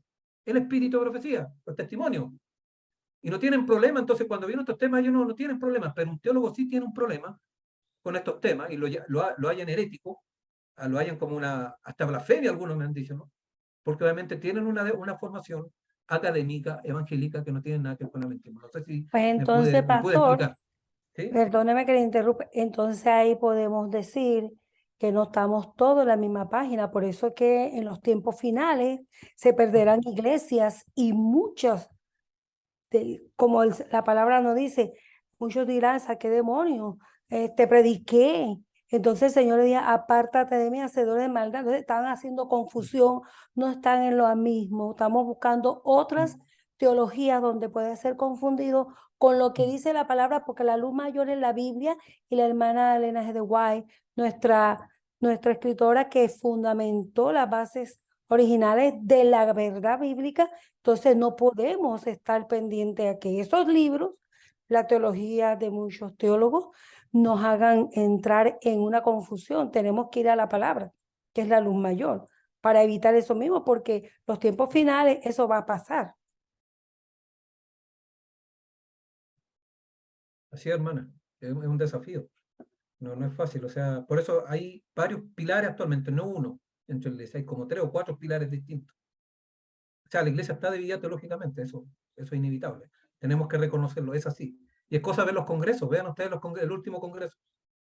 La posición, ejemplo, sobre la ordenación de la mujer tiene que ver con la teología que uno tiene. Ahí están las bases. Y otros temas más. Entonces, lo que pasa aquí a nivel de administración, lo que pasa a nivel de iglesia, de organización, tiene que ver también con lo que nosotros creemos, con nuestra teología. Entonces, y nuestra organización tiene conflictos a nivel mundial y también a nivel local. Hay conflictos, no tenemos una sola oposición producto de estos cambios, de estos giros que se han suscitado a través de nuestra historia. Por eso hay que revisar nuestra historia. No solamente desde una perspectiva, porque si leemos un autor, hay un autor que lo único que ha hecho es cambiar, que todo está cambiado, como John Knight, él tiene una visión revisionista de cambiar la teología adventista por algo más evangélico. Y es el que más se lee, el autor más leído dentro de la historia de la iglesia, pero hay otros autores que no son tan sesgados en su perspectiva, y ver lo que dice también el espíritu de profecía, que también nos muestra con claridad, obviamente, cuáles eran las creencias que se tenían en la época en que el Señor levantó la adventista. Sí, bueno, saludo al pastor Miguel y a los hermanos también. Bueno, quería más que nada hacer un comentario. Soy Daniel Pozo de Paola. Eh, Quería comentar que también una experiencia que me pasó hace algunos años atrás. Nosotros siempre nos gustaba mucho ir a la Casa Abierta o a la mega feria del libro, comprar siempre libros, y siempre éramos bien, y nos ha gustado siempre el estudio de la palabra del Señor y también de comprar libros. Y una vez, por recomendación de un pastor, compré un libro que se llamaba Las profecías del fin, de Hans Larrondel. Es un teólogo famoso y prominente dentro de la iglesia. Y yo leyendo el libro con mucha confianza, ¿no es cierto? De repente encuentro algo que me sacudió, más de una cosa. Ya, primero, que en alguna parte el hermano decía, bueno, esto de la marca de la bestia, nosotros decimos que es el domingo, pero a lo mejor no es tan así, y eso ya me empezó un poco a inquietar. Después decía en alguna parte que no había que hacerle tanto caso a las señales cósmicas, ¿cierto? Nosotros hablamos del corrimiento del sol, de la luna, y todas esas cosas. Y también en el apéndice del libro, bajándole a la hermana de Juárez del lugar, ¿no es cierto?, diciéndole que ya no era teóloga, que solamente sirve para una reflexión interesante, bonita, pero que ya no era teóloga, era una escritora simplemente, y una serie de otras imprecisiones, y realmente me sacudió ese libro. Dije, pero tenía cosas muy buenas el libro, ¿eh? Las tiene, pero entre medio tenía mezcladas esas como pequeños cositas, ¿no es cierto?, veneno, y lo que en oración hicimos acá como familia después, botar ese libro a la basura, porque dijimos, no podemos tener un libro que tenga a la vez verdad y a la vez mentira, ¿cierto?, sutil y oculta, ¿no es cierto?, descalificando nuestra interpretación profética, ¿no es cierto?, diciendo que los Estados Unidos, la bestia del Apocalipsis, es solamente porque nuestros pioneros eran muy patriotas. Entonces, como ellos eran patriotas, pusieron ahí en el Apocalipsis a la segunda bestia. Entonces, realmente el libro me sacudió, tuvimos que deshacernos de él, ¿cierto?, botarlo. Y desde ese momento hemos estado pensando, bueno, no todo lo que se escribe, ¿no es cierto?, de repente tiene la inspiración del Señor, hay cosas que pueden causar daño, ¿cierto? Y a veces nuestros pastores, por desconocimiento, ese pastor, yo creo que me lo recomendó, no tenía mala intención. Probablemente él era un admirador de Hans Larrondel. Y averiguando, Hans Larrondel hizo muchas buenas contribuciones a la iglesia, pero en ese punto en particular estaba desviado, ¿no es cierto?, desviándose del mensaje del Señor. Entonces, lo que me preocupa sí es que dentro de la iglesia, si nosotros hablamos ciertos temas, uno está condenado a veces a ser marginalizado, porque hay, digamos, un statu quo que mantiene cierta opinión dentro de la iglesia, ¿cierto?, formada por líderes, que quieren que la iglesia piense de cierta manera. Entonces, quien viene con un tema diferente, muchas veces es marginalizado, es visto como alguien extremista, ¿no es cierto?, y puesto a un lado. Pero también he pensado que no debemos tener temor a eso, ¿ya?, sino que tenemos que avanzar por fe, aprender a confiar en el Señor. Amén. Y como dice el conflicto de los siglos, hay un capítulo que dice nuestra única salvaguardia en este tiempo va a ser estudiar en forma personal la palabra del Señor y tener una experiencia personal con el Señor. Va a ser nuestra única salvaguardia para poder, con la ayuda de Dios, discernir el error y poder salir adelante. Pero fue una experiencia que realmente me sacudió en algún momento poder leer ese libro. Así que nada más que el Señor nos dé valor, que el Señor nos dé fe y nos ayude a tener esa experiencia personal y estar cimentado en nuestra relación con el Señor. Eso es. Mira, increíblemente, no, en realidad, Hal Rondel, que es el autor que hablaba todo ese libro, en realidad sí ocasionó un daño a la iglesia, más que eso. Él tiene libros que no han sido traducidos al español, gracias a Dios, pero él fue uno de los que insertó el tema del pecado por naturaleza dentro de la iglesia de la teología y el tema de una justificación legal forense evangélica, que es otro tema que vamos a ver, una justificación que no es bíblica. Hal Rondel, en realidad, no fue tan especialista en la línea de Apocalipsis, se preocupó de otros temas que justamente son los temas los que nos preocupa de la última generación. Así que si hay uno de los responsables de por qué creemos lo que creemos actualmente, o lo que cree la iglesia, los teólogos, es Hal Rondel. Es uno de los grandes arquitectos, por si acaso. Así que no, en realidad no es un inocente palomo. Él hizo contribuciones más negativas que positivas en ese sentido, sobre todo con el tema de la salvación. Que reitero, a lo mejor no conocemos libros de él porque no fueron traducidos, gracias a Dios, al español, la mayoría. Pero si uno los ve en inglés, en realidad es totalmente más desastroso que Profecía del Tiempo del Fin. Así que bueno, eso ustedes pueden ver ahí los alcances. Pero ahí vamos a tocar ese personaje, ese pastor, ese teólogo en otro momento en su lineamiento. Hermano, tengo que aclarar algo bien importante, lo que dice nuestra palabra de Dios en Isaías 9:15. Mire lo que dice nuestra palabra. El anciano y venerable de rostro es la cabeza. El profeta que enseña mentira es la cola. Mucho cuidado, hermano. A veces nosotros queremos saber más del libro. Busquemos la luz mayor, que es nuestra palabra de Dios. Así la falsedad y el falso profeta a usted y a mí no nos confundirá. Recuerde Amén. que en los tiempos finales lo que vamos a tener en el corazón, que es nuestra mente, es la palabra de Dios. Busquemos la luz mayor y no le demos la brecha al enemigo para confundir, ni aún así, porque esté viniendo de la conferencia más grande de los planetas. Busquemos la luz mayor, que es nuestra palabra de Dios, y busquemos el espíritu de profecía en el nombre de Dios. Muchas gracias. Buenas tardes, mi nombre es Ada. Feliz sábado a toda la membresía, todos los participantes.